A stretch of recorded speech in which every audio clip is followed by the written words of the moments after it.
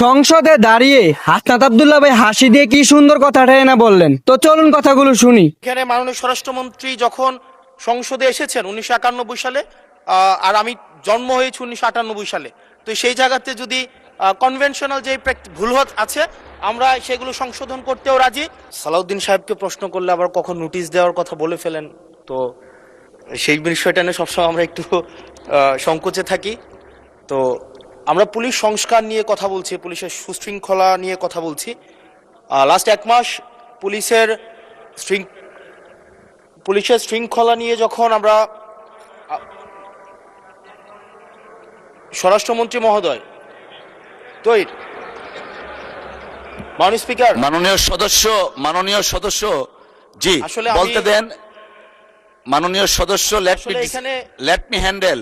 মাননীয় সদস্য, আমাদের পার্লামেন্টারি প্রসিডিউরে আমরা যাই। মাননীয় স্পিকার, আমরা যখন পুলিশ সংস্কার নিয়ে কথা বলছি,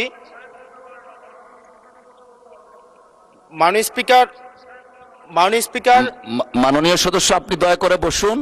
আমরা আশা করছি পরবর্তীতে আমরা সকল সদস্যগণ সংসদীয় যে নর্ম আছে, প্র্যাকটিস আছে, সেটা মেনে চলবো। Thank you. Yes, thank you মাননীয় স্পিকার।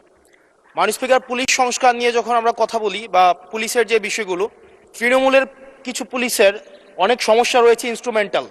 যেমন পুলিশকে যখন তদন্ত করতে পাঠানো হয়, ওই তদন্তের খরচ কিন্তু থানা থেকে দেওয়া হয় না, আর যেটা দেওয়া হয় সেটা কিন্তু অপ্রতুল। আমরা যখন পুলিশকে একটা কাজ করতে দিচ্ছি কিন্তু বাজেট দিচ্ছি না, পুলিশে একটা কালচার প্রচলিত রয়েছে, সেটা হচ্ছে ম্যানেজ করে নাও। এই ম্যানেজ করতে গিয়ে দেখা যায় পুলিশ দুর্নীতির বিভিন্ন কাজে তারা কনভেনশনালি জড়িয়ে পড়ে।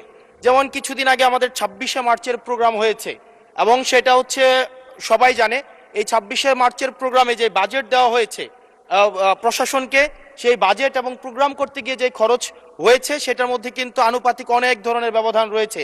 তখন যে কাজটা করতে হয়, পুলিশ ব্যবসায়ী থেকে তারপর হচ্ছে তার এলাকার বিভিন্ন প্রতিষ্ঠিত মানুষ থেকে কিন্তু অর্থ উঠাতে হয়।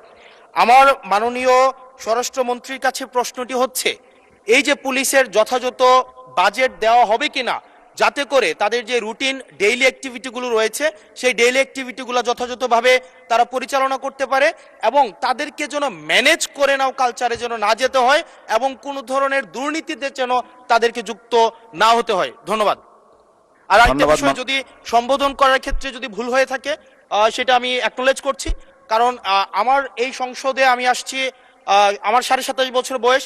সেখানে মাননীয় স্বরাষ্ট্রমন্ত্রী যখন সংসদে এসেছেন 1991 সালে, আর আমি জন্ম হয়েছি 1998 সালে, তো সেই জায়গাতে যদি কনভেনশনাল যে